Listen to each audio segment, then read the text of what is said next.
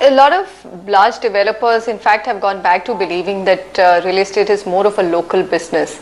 And you actually have, the family owns a huge amount of land parcels within Mumbai suburbs. You still thought it was a better strategy to spread out across the country? We did, and we continue to feel that way. And again, I think it's one of these questions that there's probably no one-size-fits-all correct answer. You know, I think it might be perfectly reasonable for some developer to choose to play more strongly in one region. Perhaps they have a very strong brand in that particular region that's not as easily extendable. Perhaps they have very good relationships, etc., in that location that, again, cannot as easily be extended. As we looked, however, at our own business, we felt the biggest advantage we had was a brand that is known across the country. Right. Which allows us to more easily, we believe, attract partners on the land ownership side as well as end customers in new markets. And I think we've now demonstrated through very successful project launches in cities in all parts of the country that is possible with a good brand name like ours. Have there not been big challenges in following the asset light model? JVs in real estate sometimes are tricky businesses, aren't they? They can be, but I think we're certainly overall very, very happy with the way our joint venture strategy has played out over the last few years. So what has worked? I think what's worked again is making sure that we're selecting the right partners, that we're not overextending ourselves just in one geography, but really looking at creating that national footprint and thereby de-risking ourselves from any one micro market, and ultimately making sure that the project by project makes sense, because I think the aggregate often is a sum of the parts. So I think we think we're very happy with the types of projects we've added, and it's not to say, of course, that we haven't made mistakes, that we haven't had projects that have not been or have not lived up to expectations. But I think what really counts for us and what will enable us to ensure we can grow well in the future is making sure we're learning the appropriate lessons from those mistakes and implementing them on our new projects. All right. So the name itself, like you say, it inspires instant trust, and you didn't have to worry about taking the brand across the country, but that brand also brings with it great amount of responsibility. What happens when a project gets delayed? How do you deal with the customer? Well, there's no question, first of all, that I think the brand is unequivocally our biggest source of strength and our biggest advantage in the sector. Of course, it does come with a commitment to customers regarding quality, regarding completion timelines, and so on. I think we're generally quite proud of our track record on the execution side. I think, unlike other developers, of course, there are many developers who do deliver consistently on time, but there are others who have not had the best track record on that. We feel pretty good about the track record we've had, but of course, there are some projects that can get a little bit delayed. I think, more than just a question of whether it's 100% on time or not is how you handle the customer. Do you keep them appropriately informed? Do you take them along and truly treat them as a partner in your development, which is what we seek to do. Okay. Your father, of course, has said that in years to come, the real estate portfolio is going to be the largest amongst all Godrej businesses. So that's a big target. Is that prognosis based on the fact that the family already has so much of land and there's so much value to be unlocked? I think it's a little bit, certainly, because we do feel we have a lot of opportunity here in Mumbai through our own land holdings. Of course, we have some smaller land holdings in other parts of the country, but the big opportunity with our own group companies is here in Mumbai. But certainly, I think, over the last 5 to 10 years, what we've tried to do is build a large external-facing business development pipeline. And I think, we've added about 20 new projects to our portfolio over the last 2 or 3 years, more than doubling the number of projects we're executing. So very much, I think we'll both look to do development on lands that we have partnerships with our group companies, but certainly we'll seek to grow through external partnerships as well.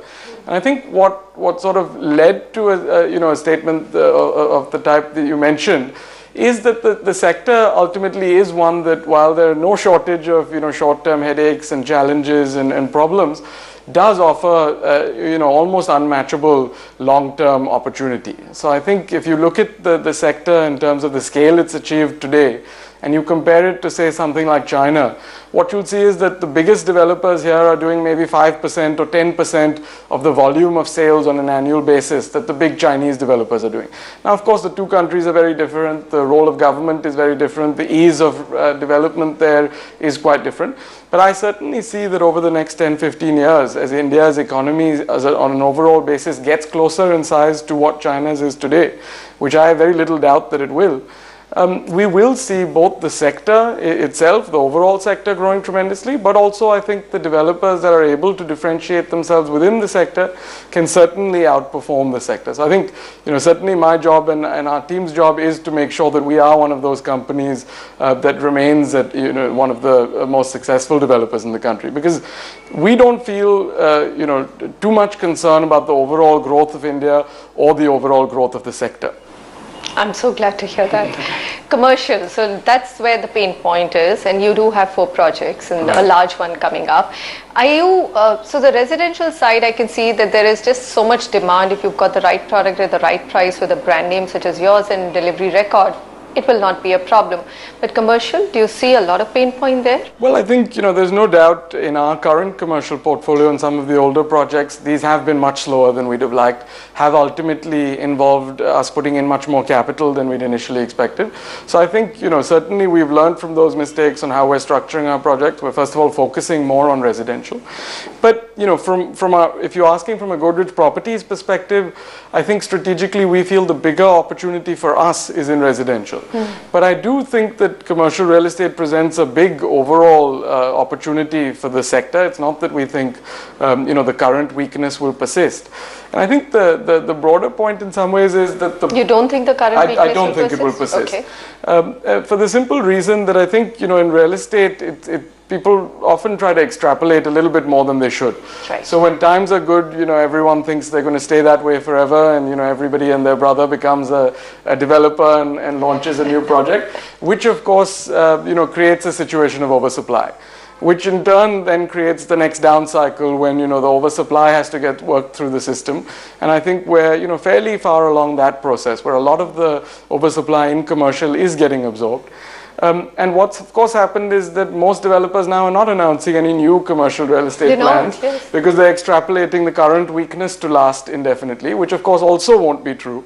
And as the demand absorbs the currently available supply, my expectation is that 2 or 3 years down the road, we will once again be in a situation that is more skewed in favor of developers, where the supply available is not enough to meet the demand. Now, whether that position takes 2 years to get there or 4 years to get there will of course depend a lot on market conditions overall. And of course, it's not, I'm sort of making some average comments, but each city is a little bit different. The oversupply in some cities is more than in others, and so on. But certainly I think commercial real estate is an attractive opportunity, and I think in many ways now is quite an interesting time to be looking at commercial real estate, because not too many people are. So that's all about business.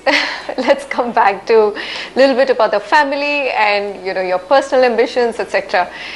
Your team describes you. I asked them, I just sent it and I said, so what is the one word you would use to describe Pirojsha Godrej? And they said down to earth and very driven. That's very kind of them, but you have no way of knowing whether I forced them to say that or not. I don't think that was in the list of questions that I sent you. But really, I mean, if you were to look at your leadership style and say, this is a kind of leader that I am today and would like to be.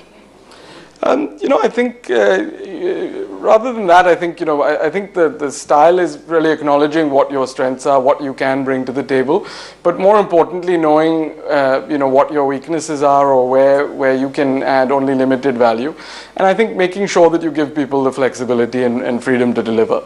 So I think my number one role in the company is clearly to make sure we have the right set of leaders in our team, and that then I empower them and try to do my bit to motivate them to give their best. Because certainly we have many people in the company who are much more seasoned leaders, much more seasoned real estate veterans than I am, who can handle the tasks that they are charged with much better than I could.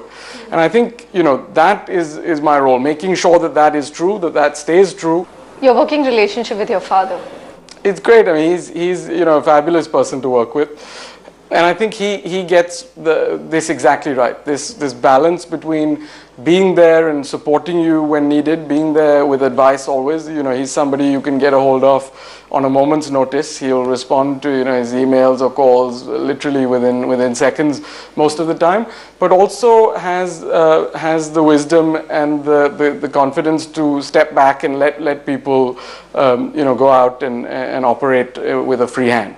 So I think I never feel he's looking over my shoulder or sort of questioning what I'm doing. He's always there with advice and help and support, but certainly gives me and the rest of the team the ability to go out there and execute. So it's a great relationship. He's a wonderful man. I think both as a father and as a and boss. He's not set you couldn't ask for more. low targets for you. The targets themselves are so high. Right. So beyond business, what's your personal ambition? What is it that you would like to do?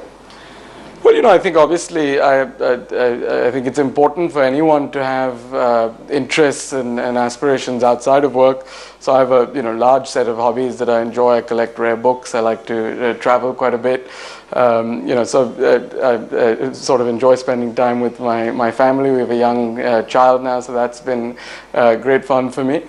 But I think certainly also quite busy at the moment on the work side. A lot of exciting opportunities before us. So I think quite focused on making sure we do well and manage to capture those. Pirojsha Godrej, thank you so much for speaking with us. Great to be with you, Anisha. Thank you. The young CEO of Godrej Properties has every bit of what it takes to achieve the scorching pace of growth set by his illustrious father. What an enriching experience for the entire property team to chronicle the stories of visionaries, risk takers and leaders of Indian real estate. We hope you've enjoyed watching the series as much as we have. Goodbye.